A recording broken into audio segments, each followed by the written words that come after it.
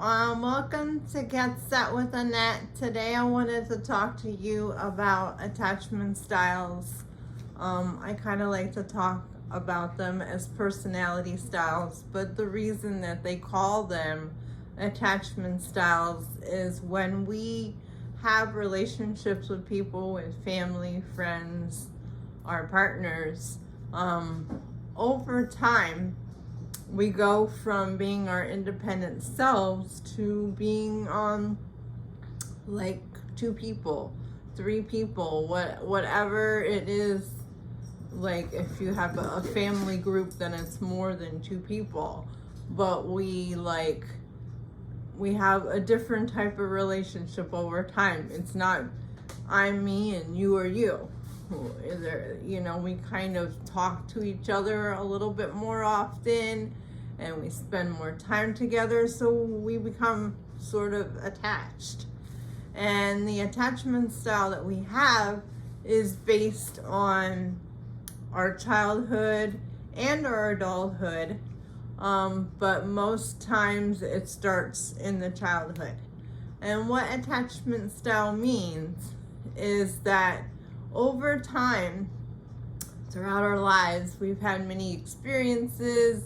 We've had good and we've had bad. We've had trauma experiences, and they all impact our attachment style.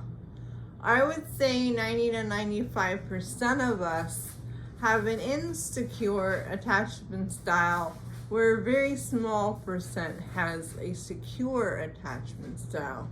Just because trauma is inevitable in our lives, and that's what causes the attachment style to be insecure. We don't all have the Leave It to Beaver family, or Little House on the Prairie type family. We don't. It doesn't mean that you're stuck or held into an attachment style that you've developed over the years, that you can't remove yourself and become into the secure category. You certainly can through mind reprogramming, which is something that I'm learning and I'm going to bring to you. What happens is that over time we learn through trauma events or negative events what worked best to get us through that situation. And every time something works best to get us through a situation, it becomes a part of our program, of our subconscious mind. And our subconscious mind is the movie that we're playing every day throughout our lives. This is the same movie. So a situation comes up, our mind automatically, because our brain is so unique and so magnificent, goes back to the subconscious program related to the situation from your past. And it says, okay, what worked well in this situation for me? So that's what you do. It's not always the most healthiest way to handle the situation, but your brain takes you back to the subconscious way of how to handle it because it was the safest way. Your body is trying to keep you safe, and that's what worked the best. Over time, it repeated itself over time. Yes, this is working. It worked again. It worked again. So that's what we're using. In order to change that part of the program that's maybe not the best way to handle the situation, we need to change the subconscious mind. And the only way to change the subconscious mind is through repetition and emotion. And what do I mean by that is, okay, say maybe you have this belief that I'm not worthy. So you want to say, like a lot of people say, that you should say these affirmations every day. And maybe one of them is that I am worthy.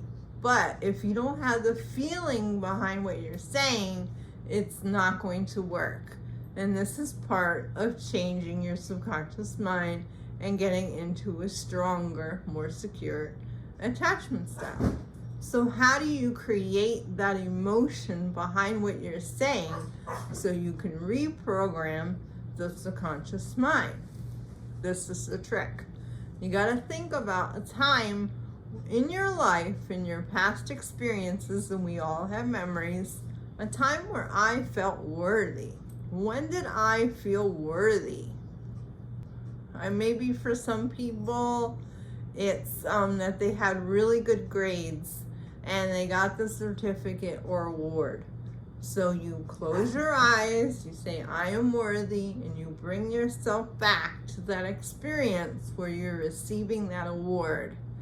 So then when you go through each affirmation, you have an attachment story, a story attached to it, where you can feel that affirmation inside yourself. You can really embody that feeling, and that'll change your subconscious mind. They say that changes happen within 21 days of repetition. So that's what you're doing to change your attachment style. Another way you can change your attachment style is to become familiar with the things that you naturally do within this broad category of attachment styles. I'm going to add a link below to the quiz to tell you which attachment style is yours. Then, as a homework to yourself and a great benefit to yourself, I'm going to not only upload content for you about each attachment style as I get through them, but if you want to know sooner, a homework for yourself would be to learn about that attachment style. Then take all the negative things out of it that you don't like, negative to you. Maybe not to somebody else, but negative to you. And research ways on how to change those things within your attachment style so you can become a secure attachment style. And I will also bring you videos on tips and tricks on how to change each attachment style. And like I said, what each attachment style naturally is, how it shows up for everybody.